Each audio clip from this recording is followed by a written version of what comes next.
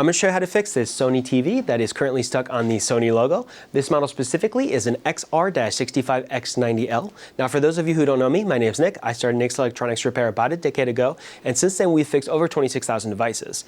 Now assuming you've already done the power cycling, unplugging, plugging it back in, let's go ahead and open it up and see what's inside. If you're not sure how to remove the back cover off of your TV, I do have a guide available that'll be linked in the description down below, as well as at the end of this video. Now, luckily for us, stuck on the Sony logo is a very easy diagnostic, and the answer is that it's going to be a software issue with your main board. Again, if you're not sure how to remove the main board, we'll have a guide available in the description down below, as well as at the end of this video, and it'll show you how to remove all of these tricky ribbons. Just a moment ago, I stated the fault was software related. Well, that's not technically correct. The fault is actually a hardware fault with an IC chip called the eMMC, which is where all of the software is stored. When the eMMC fails, it prevents the software from working properly and can cause the TV to freeze on the logo, not boot up properly, cycle on and off endlessly, or it can cause the TV to not turn on at all.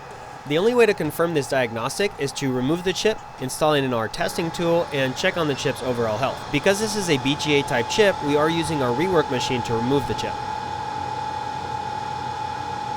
We're placing the chip into the testing tool socket and running a health report.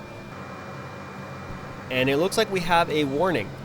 It states that 80% of reserve blocks are bad. This is actually really high and confirms beyond a doubt that the fault is this eMMC chip. So next, we need to prep our board for a replacement chip. Now I want to clarify because we get this question a lot. The replacement chips we have are blank when we purchase them. We have to program them with very specific software unique to each TV model before we install them onto the boards. The chip we are about to install has already been pre-programmed for this model specifically.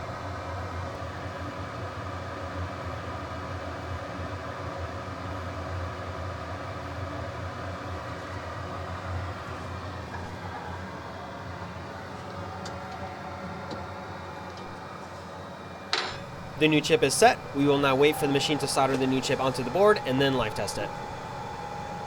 All right, we've reinstalled the main board back into the TV. Let's go ahead and give it some power and see what we get.